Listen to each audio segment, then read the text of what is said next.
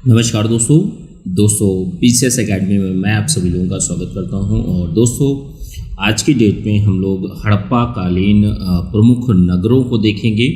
हड़प्पा, मोहनजोदड़ो, चनहुदड़ो, धोलावीरा, लोथल, कालीबंगा।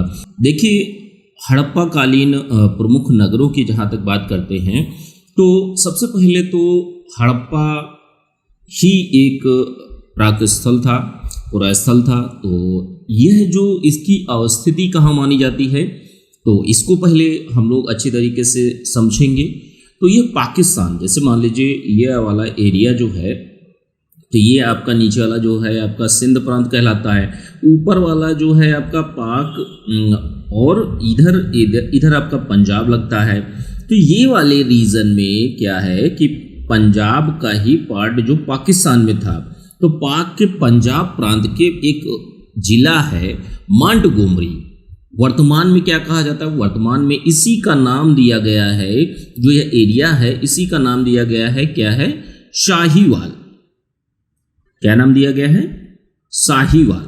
तो यह शाहीवाल में स्थित है और रावी नदी के तट पर है, रावी नदी के तट पर यह स्थित है। देखिए इसका उल्लेख किसने किया था।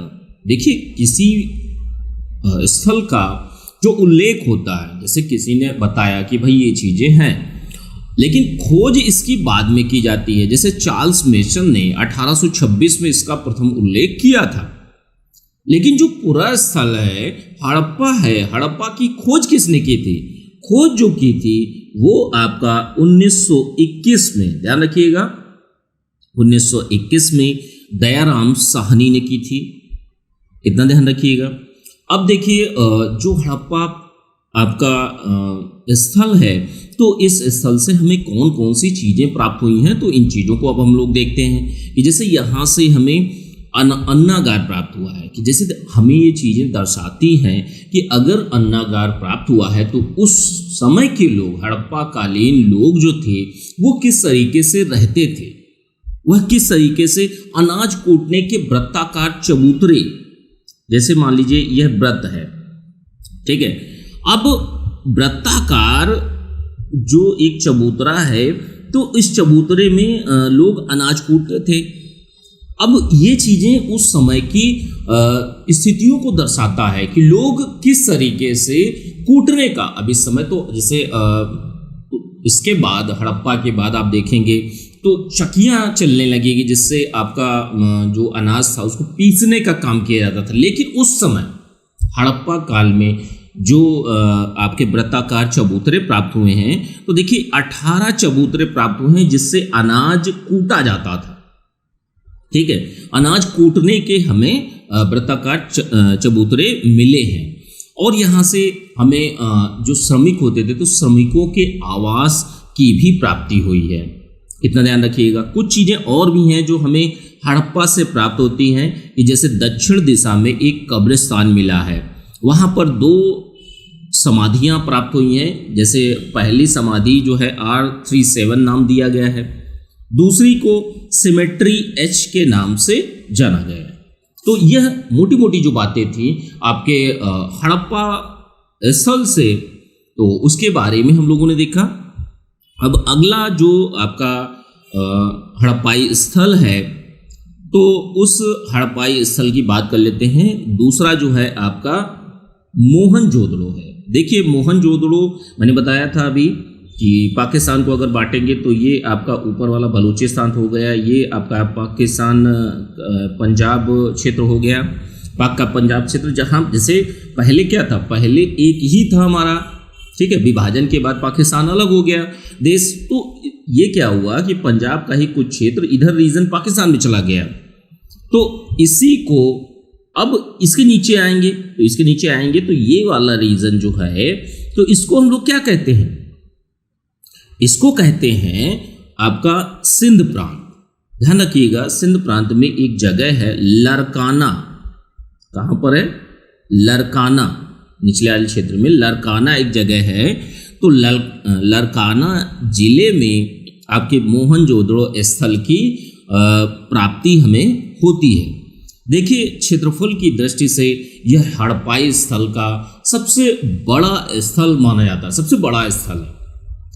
जैसे अगर हम बात करेंगे कि मोहनजोदड़ो, मोहनजोदड़ो का अर्थ क्या होता है, इसका अर्थ दो अर्थ बताए गए हैं, दो अर्थ बताए गए हैं। प्रेतों का टीला या भूतों का टीला या सिंधु का बाग, सिंधु का बाग, प्रेतों का टीला, ये दो बातें बताई गई हैं। अन्य उपनाम बताए गए हैं आपके मोहनजोदड़ो के बारे में। अब इसके बाद इसकी खोज कब होती है, इसको भी आपको देखना होगा। तो देखिए मोहनजोदड़ो की जो खोज होती है वो आपकी 1922 में होती है। और किसने करी खोज? देखिए प्रारंभिक परीक्षा में बहुत ही अच्छी तरीके से ये जो लोग कंटिन्यूअसली एग्जाम्स दे रहे हैं तो उन लोगों को पता होगा कि ये सारी चीज़ें इस तरीके से पूछी ही जाती हैं। और बहुत सारी चीज़ें एस के पांडे बुक से डायरेक्टली पूछी जाती हैं। ठीक है, कोई भी चीज़ छूटती नहीं है। कुछ चीज़ ऐसी हैं तो वो अपना अन्य बुकों से भी कर सकते हैं कि जैसे केसी श्रीवास्तव है और आपका स्पेक्ट्रम है। ठीक है, तो देखिए मोहनजोदड़ो की जहाँ तक बात की जाती है तो खोज जो है 1922 में राखलदास बनर्जी जी करते हैं। अब देखिए मोहनजोदड़ो की बात कही जाती है तो इसका जो दुर्ग टीलों को यहाँ पर स्तूप का टीला कहते हैं। जैसे दुर्ग टीले यानी जो ऊंचाई में बने हुए, जैसे ये वाला रीजन ऐसे, ठीक है, तो इनको स्तूप की संज्ञा दी गई है। अब देखिए दुर्गीकरण जहाँ पर हुआ है तो दुर्ग पर ही हमें सारी की सारी चीज़ें मिलती है। जो महत्वपूर्ण स्थल हैं, महत्वपूर्ण स्थान हैं, महत्वपूर्ण व्यक्तियों के रहने की सभा भवनें, जहाँ सभाएं लोग करते थे। अब सोच के देखिए कि हड़प्पा काल में किस तरीके से चीज़ें लोग अपनी चीज़ों को ऑर्गेनाइज करते थे। दुर्ग पर ही क्या है कि स्नानागार भी है, विशाल स्नानागार की अभी बात करेंगे नीचे। अन्नागार भी है वहाँ पर, सभा भवन जहाँ पर वहाँ उस टाइम के लोग आपस में बातचीत विचार विमर्श किया करते थे, सभा भवन भी है। पुरोहितों का आवास भी प्राप्त हुआ है। तो ये सारी चीज़ें प्राप्त हुई हैं यहाँ से मोहनजोदड़ो से। अब देखिए विशाल स्नानागार की जहाँ तक बात करते हैं तो यह देखिए पक्की ईंटों का बना है। जैसे विशाल स्नानागार का मतलब ये है कि जो एक नहाने का स्थान था तो ये पक्की ईंटों का बना है। लंबाई 11.88 मीटर है। चौड़ाई की जहाँ तक बात करते हैं तो 7.01 मीटर चौड़ा है। अब यहीं से मोहनजोदड़ो से ही एक अन्य चीज की प्राप्ति हुई है, अन्नागार। देखिए अन्नागार की जो लंबाई और चौड़ाई का अनुपात है, लंबाई 45 मीटर थी, चौड़ाई 15 मीटर है। अब और क्या चीज़ें हमें मोहनजोदड़ो से प्राप्त हुई है? मोहनजोदड़ो से 21 मानव कंकाल की प्राप्ति हमें यहाँ से होती है। तो ये डायरेक्टली पूछ लेता है कि किस हड़प्पाई स्थल में 21 मानव कंकाल प्राप्त हुए हैं, सीधे सीधे ऐसे ही पूछ लेता है। अब इसके बाद में अगली चीज क्या आती है, यहां से एक कांसे की नर्तकी की मूर्ति भी प्राप्त हुई है कि कहीं ना कहीं जो कला थी उसका भी चीजें, उसका विकास हो रहा था। जैसे कोई भी काल के अगर हमें अवशेष प्राप्त होते हैं तो हम क्या समझेंगे कि ये चीजें उस काल में थी। कांसे की नर्तकी की मूर्ति हमें प्राप्त होती है मोहनजोदड़ो से। तो मोहनजोदड़ो से संबंधित जितनी भी चीजें थी उन चीजों को हम लोगों ने बेहतर तरीके से समझा। अब इसके बाद अगला जो स्थल आता है चनहुदड़ो। चनहुदड़ो देखिए इसकी खोज जो है 1931 में एनजी मजूमदार ने की थी। यहाँ से हमें ये भी देखिए पाक के सिंध प्रांत में ही है, जो नीचे वाला पोर्शन था। जैसे ये आपका पूरा पोर्शन है तो ये वाले सिंध प्रांत में ही आपका जैसे दड़ो है। दड़ो अगर किसी में भी आ जाए स्थल में कि चनहुदड़ो है और मोहनजोदड़ो है तो ये सारे के सारे सिंध प्रांत में आपके पाए जाएंगे। ध्यान रखिएगा, सिंध प्रांत। अब इसके बाद क्या करते हैं हम लोग, यहाँ से जो चनहुदड़ो स्थल था हड़प्पाई स्थल था तो यहाँ से मनके बनाने का कारखाना प्राप्त हुआ है। देखिए, मनके एक घरों में बनाना और एक कारखाने के रूप में बनाना, तो आप सोच सकते हैं ना कि इसका कॉमर्शलाइजेशन हो रहा था। लोग कारखाने का मिलने का मतलब ये होता है कि उस समय के लोग मनके बनाकर बेच रहे थे, उससे कुछ ना कुछ आय अर्जन कर रहे थे, अपनी जो आर्थिक स्थिति है उसको बेहतर कर रहे थे, अपनी जीविकोपार्जन कर रहे थे। अब देखिए, जो चनहुदड़ो है यहां पर दुर्गीकरण नहीं किया जाए। दुर्गीकरण का अर्थ यह होता है कि किसी भी स्थान के अगल बगल एक सीमा बनाई जाए, एक रक्षा दीवार बनाई जाए, उसको कहा जाता है दुर्गीकरण। देखिए, जो आपका चनहुदड़ो स्थल था तो यहां पर वक्राकार ईंटों का प्रयोग मिला है। हमें अवशेषों प्राप्त होता है कि यहाँ पर वक्राकार ईंटें प्राप्त होती हैं। जो अन्य महत्वपूर्ण चीज़ें हमें प्राप्त होती हैं कि देखिए, उस जमाने में हड़प्पा काल में चनहुदड़ो से हमें लिपस्टिक मिली है कि महिलाएं उस समय की लिपस्टिक लगाती थीं, काजल लगाती थीं, कंघा मिला है जिससे बाल झाड़ती थीं, उस्तरा मिला है जिससे कि दाढ़ी बनाई जाती थी। तो आप इन चीज़ों को उस सामाजिक जीवन में लोग किस तरीके से जीवन बिता रहे थे, आप सोच कर देखिए कि आप एक मेल हैं या फीमेल हैं, आपको सोच कर देखिए कि आपका निवास स्थान चनहुदड़ो में था और चनहुदड़ो में ही आपके बढ़िया अच्छे से लिपस्टिक लगा रही हैं महिलाएं और काजल लगा रही हैं आईने को लेकर, और कंघे से बाल झाड़ रही हैं, और उसके बाद में जो मेल हैं वो उस तरह से अपनी दाढ़ी बना रहे हैं। तो इस तरीके से अपने आप को उन चीज़ों, उन घटनाओं से जोड़कर, इतिहास क्या है? बीती घटनाओं का क्रमबद्ध अध्ययन है। बीती घटनाओं का क्रमबद्ध अध्ययन है। तो यहां पर क्या है, चीजों घटनाओं से आप जोड़ लीजिए अपने आप को कि मैं भी वहां पर हूं या हूं। तो इससे क्या होगा, आपको चीजों को रिलेट करने में फायदा मिलेगा, आप रिलेट कर लेंगे अच्छे से। लोथल की बात कर लेते हैं। देखिए, लोथल जो है आपका गुजरात में है। इसकी खोज जो है 1954 में SR राव जी ने की थी, और इसमें पूर्वी भाग में जो लोथल क्षेत्र है, जैसे गुजरात ये है आपका, ठीक है, ये गुजरात है आपका, तो यहाँ पर पूर्वी भाग में आपका गोदी बाड़ा की प्राप्ति होती है। सबसे कई बार प्रारंभिक परीक्षा में पूछा भी गया है कि गोदी बाड़ा किस स्थल से प्राप्त हुआ हमें? बंदरगाह कहा जाता है इसे। तो जो गुजरात में लोथल स्थल था तो ये भोगवा नदी के तट पर था। खोज 1954 में SR राव ने की थी। कभी कभी ये डायरेक्टली पूछ भी लिया जाता है, 2-4 स्थलों का सुमेलित करने में वो दे देता है और आपसे सुमेलित करवा लेता है। तो इन चीज़ों को भी आप लोगों को ध्यान रखना है।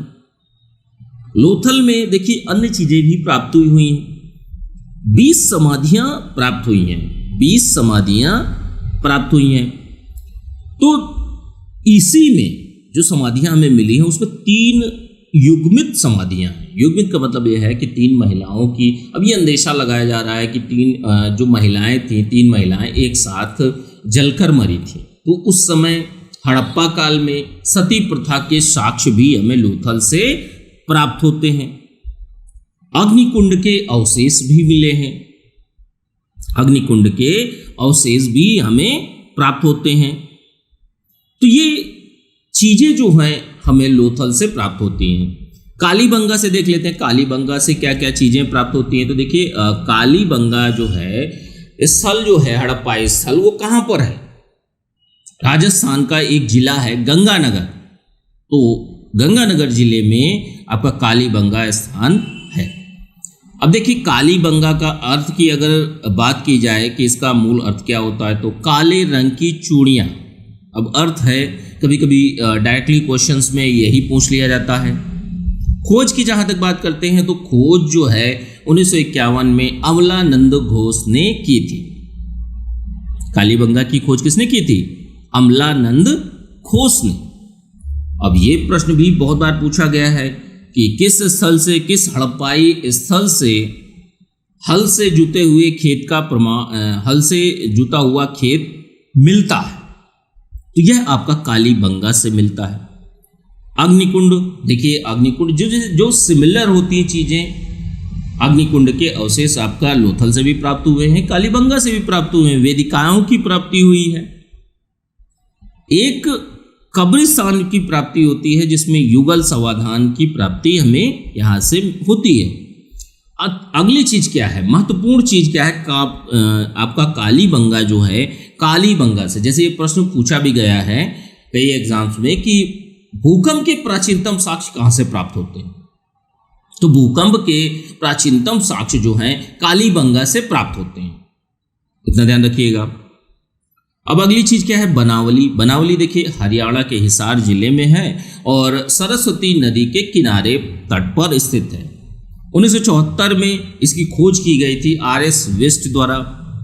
यहाँ पर क्या है जो पूछा जाता है, प्रश्न पूछा भी जा सकता है कि जैसे मिट्टी के हल की प्राप्ति, मिट्टी का, आप सोच कर देखिए कि उस समय हरियाणा के हिसार जिले में जो बनावली स्थल है तो यहाँ से मिट्टी का हल मिला है। अब आप सोच कर देखिए कि मिट्टी का हल से लोग खेतों की जुताई करते थे, फसलों को उगाते थे, जौ की प्राप्ति हुई है। इसका मतलब है कि जो बनावली स्थल है यहाँ से जौ का उत्पादन, जौ को उगाया जाता था। ठीक है, तो ये आपका बनावली से संबंधित चीजें हैं। अब देखिए धौलावीरा बहुत ही इंपॉर्टेंट है, कई बार पूछा भी गया है। धौलावीरा हड़प्पाई स्थल की बात करते हैं तो यह गुजरात के कच्छ रीजन में मिलता है, नीचे वाले रीजन में, ऊपर वाले खंबात रीजन नहीं, उधर ऊपर वाला कच्छ रीजन। तो कच्छ रीजन में क्या होता है कि गुजरात के कच्छ क्षेत्र में धौलावीरा स्थल है।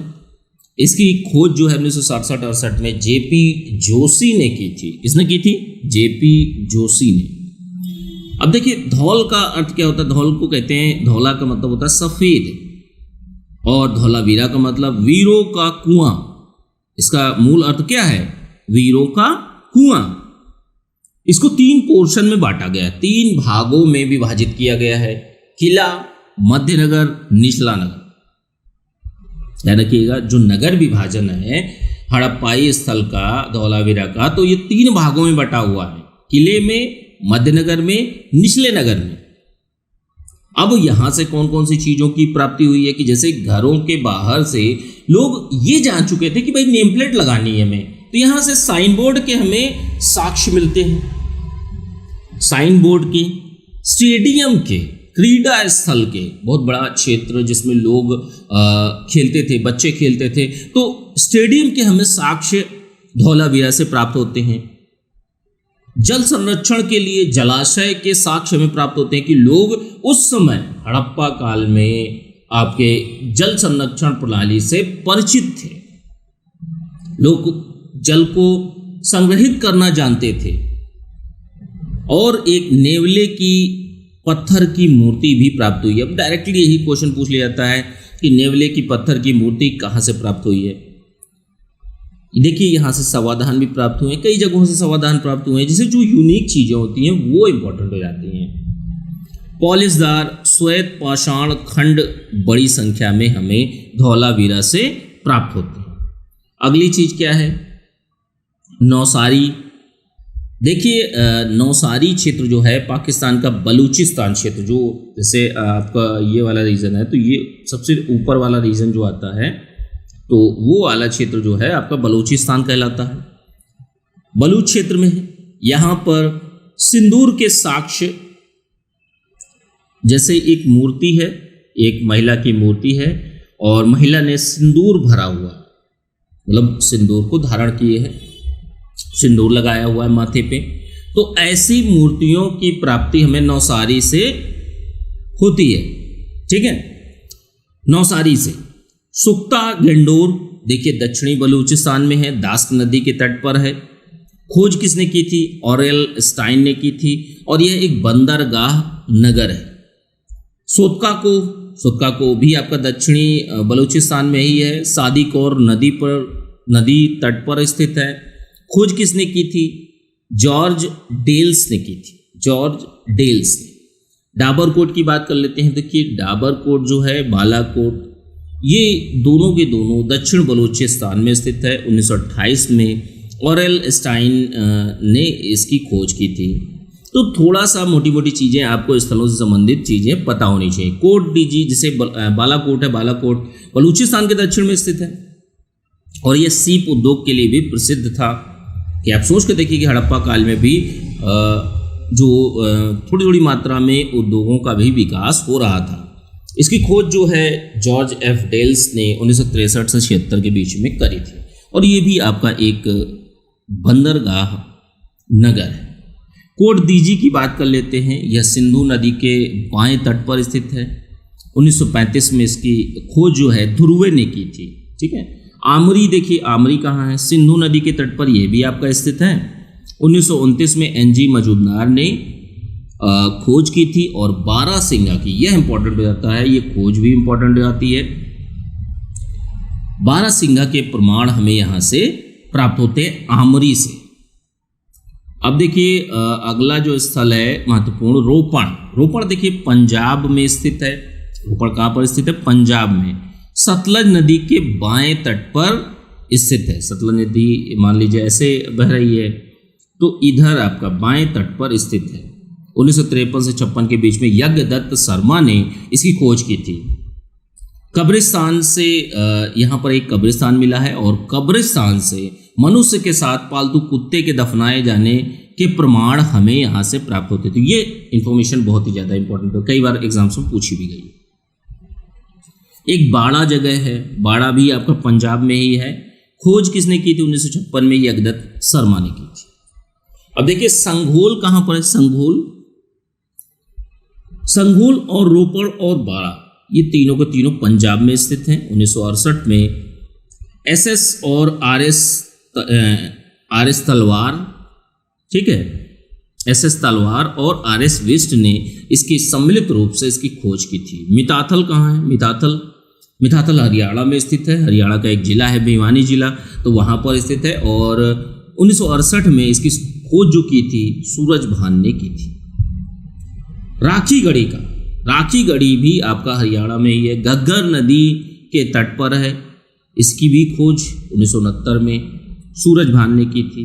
रंगपुर कहाँ पर है? रंगपुर गुजरात में है, भादर नदी पर स्थित है। 1954 में एसआर राव ने इसकी खोज की थी, गुजरात में है। सूरकोटड़ा, ये भी आपका गुजरात का कच्छ का क्षेत्र, ये ऊपर वाला क्षेत्र गुजरात के कच्छ क्षेत्र में स्थित है। 1964 में जेपी जोशी ने इसकी खोज की थी। यहाँ से हमें क्या प्राप्ति होती है? घोड़े के अस्थिपंजर प्राप्त होते हैं। शव विसर्जन की प्रथा, जो एक नवीन प्रथा है शव विसर्जन की, वो भी हमें सूरकोटड़ा से प्राप्ति होती है। अब देखिए अगला जो स्थल है भगत राव है। भगत राव कहाँ है? गुजरात में दक्षिणी स्थल है। रोजदी कहाँ पर है? गुजरात में, ये आपके सौराष्ट्र जिले में स्थित है। आलमगीर मेरठ में है, हिंड नदी के तट पर। और इसकी खोज जो की थी 1958 में भारत सेवक समाज ने की थी। मांडा कहाँ पर? मांडा जम्मू कश्मीर में है, चेनाब नदी के दाएं तट पर स्थित। 1982 में जेपी जोशी ने इसकी खोज की थी। अब अगली चीज क्या है? भगवानपुरा कहाँ पर स्थित है? भगवानपुरा आपका हरियाणा में स्थित है और सरस्वती नदी के दाएं तट पर स्थित है। सरस्वती नदी इस समय वर्तमान विलुप्त हो चुकी है, लेकिन ये हड़प्पा काल की सारी चीज़ें बात हो रही है। कुंतासी की बात करते हैं। कुंतासी देखिए जो गुजरात है, तो गुजरात में कुंतासी हड़प्पा स्थल प्राप्ति होती है और यह एक बंदरगाह नगर माना जाता है। ठीक है, तो आज के वीडियो में इन सारी चीज़ों को हम लोगों ने अच्छे तरीके से देखा। अब सामाजिक आर्थिक राजनीतिक जीवन को अगले वाले लेक्चर में कंप्लीट कर लेंगे और हड़प्पा सभ्यता के पतन को भी हम लोग अगले वाले लेक्चर में कंप्लीट करके हम लोग अगले वाले लेक्चर में अगले अध्याय में चलेंगे, वैदिक सभ्यता में। ठीक है, तो आप लोग दोस्तों अच्छे से पढ़ते रहिए।